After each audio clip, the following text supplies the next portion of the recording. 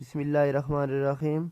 रात को ये कुदरती चीज़ सीने पर लगाकर सोने से आप सिर्फ एक ही रात में बलगम और खांसी से निजात पा सकते हैं। बलगम और खांसी से निजात के लिए खांसी का शरबत काफ़ी फ़ायदेमंद होता है, लेकिन इसका असर वक्ती होता है और इसके भी साइड इफ़ेक्ट से इनकार नहीं किया जा सकता। आइए आपको सिर्फ एक ही रात में बलगम और खांसी से निजात हासिल करने का एक कुदरती तरीका बताते हैं।